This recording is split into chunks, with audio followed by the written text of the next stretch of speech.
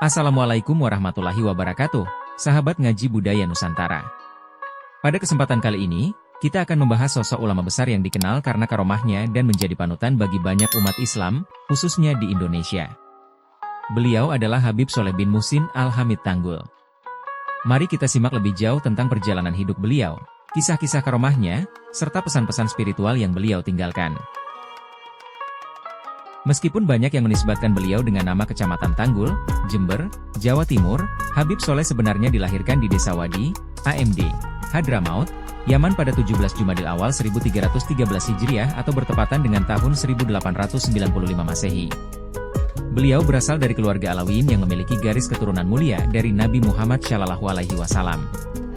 Ayah beliau adalah Habib Muhsin bin Ahmad Al-Hamid, seorang ulama yang dihormati di masyarakat, sedangkan ibunya adalah Syarifah Aisyah binti Alwi Al-Hamid. Muhsin bin Ahmad Al-Hamid ayah Habib Sholeh merupakan seorang ulama Wadi, AMD, yang juga dikenal masyarakat sekitar dengan julukan Al-Bakri Al-Hamid, sedangkan ibunya adalah Aisyah dari keluarga Al-Abud Ba, Umar dari kalangan klan Masyaikh Non Habaib Al-Amudi. Sejak kecil beliau menyibukkan diri untuk menuntut ilmu agama.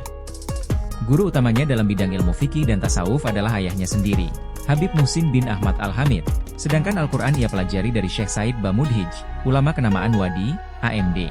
Ketika beranjak dewasa, tepatnya berusia 26 tahun atau ketika itu bertepatan dengan tahun 1921 Masehi, ia memutuskan berhijrah ke Indonesia bersama Syekh Fadli Sholeh Salim bin Ahmad Al-Ashkari. Dalam perjalanan beliau sempat singgah di Gujarat, India, lalu berlabuh di Jakarta. Habib Sholeh sempat tinggal beberapa hari di Jakarta dan berkeliling mengunjungi para ulama sampai saudara sepupunya yang bernama Habib Muhsin bin Abdullah Al-Hamid yang telah lebih dulu berhijrah meminta Habib Sholeh untuk mengunjungi kediamannya di Lumajang. Selama di Lumajang, beliau berdakwah keliling dari desa ke desa di Lumajang sampai 12 tahun lamanya sebelum akhirnya memutuskan pindah ke Tanggul. Sebelum akhirnya menjadi pendakwah di daerah Tanggul, Habib Sholeh terlebih dahulu melaksanakan uzlah halwat atau aktivitas menyepi mengurung diri dengan beribadah sampai lebih dari 3 tahun lamanya. Kemudian Habib Abu Bakar bin Muhammad Assegaf, seorang ulama terkemuka yang berdomisili di Gresik memerintahkan Habib Sholeh untuk mengakhiri masa halwat dan memintanya datang ke Gresik. Setibanya di Gresik, Habib Abu Bakar memberikan Habib Sholeh mandat dan ijazah dengan memakaikan jubah imamah dan sorban hijau sebagai penanda status kewalian kutub yang diembannya, sekaligus meminta Habib Sholeh untuk segera menunaikan ibadah haji. Selang beberapa tahun, Habib Sholeh mendapat hadiah sebidang tanah dari seorang pengusaha setempat bernama Haji Abdur Rashid. Di atas tanah tersebut, Habib Sholeh kemudian membangun masjid yang diberi nama Masjid Riyadus Shalihin dan kemudian mewakafkannya. Masjid yang beliau bangun bukan hanya sebagai tempat ibadah, tetapi juga pusat kegiatan masyarakat yang ingin mendekatkan diri kepada Allah. Habib Sholeh wafat pada 8 Syawal 1396 Hijriah atau bertepatan pada tahun 1976 Masehi. Ia dikebumikan keesokan harinya setelah sholat zuhur di kompleks Masjid Riyadus Shalihin Tanggul, Jember. Habib Sholeh Tanggul merupakan ulama dari kalangan Alawiyin atau keturunan Nabi Muhammad yang dikenal memiliki karomah, yaitu keistimewaan atau kemuliaan yang dianugerahkan oleh Allah kepada orang-orang soleh. Bahkan karomahnya tidak terhitung. Salah satunya adalah, Habib Sholeh pernah menyingkirkan wabah mematikan di sebuah desa.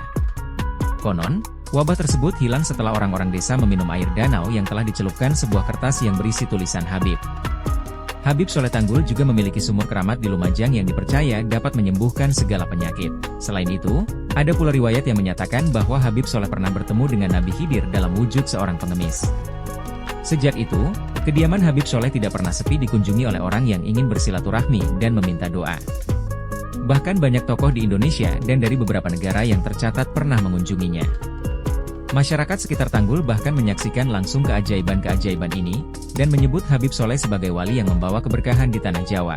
Meski Habib Sholeh telah berpulang ke rahmatullah pada tahun 1976, pesan-pesan spiritual dan ajaran beliau masih hidup di hati masyarakat hingga kini.